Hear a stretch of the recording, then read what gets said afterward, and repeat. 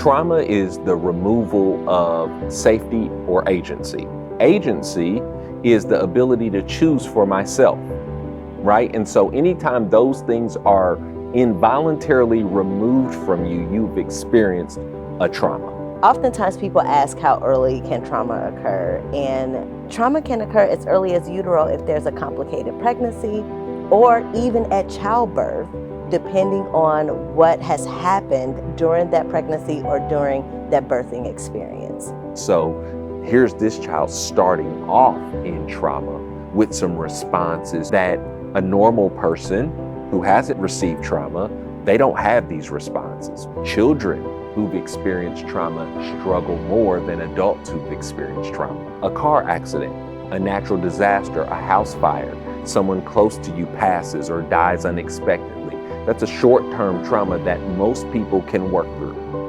But then there is long-term and sustained trauma, which is far worse. When trauma lingers and goes untreated or unrecognized, it often can show up in adulthood, oftentimes in how we relate to one another, and maybe even through flashbacks. So as you're growing up and you're developing sights, smells, sounds, or even just interpersonally, you may have an overreaction, what one may consider, or you're completely distressed but don't know why. And oftentimes it can be related to something that happened early in childhood or in adolescence that has gone untreated. If you grew up in a home like mine or in a community of color, one of our cultural agreements is you don't talk about what happens in this house.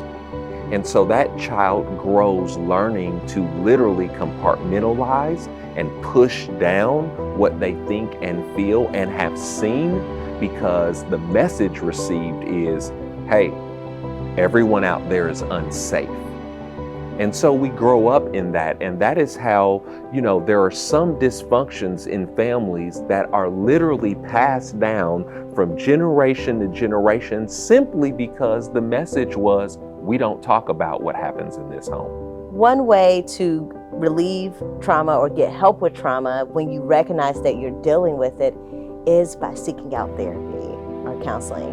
Oftentimes, especially in communities of color, especially in the Black community, we'll recognize our physical ailments first before we would recognize our mental and emotional ailments, which I would consider our invisible wounds, right? Talk therapy would be a great way to work through that with a therapist, or even starting with, again, your medical provider or a counselor, someone that you trust in the community that can help to point out those signs and symptoms so that you can get the resources that you need.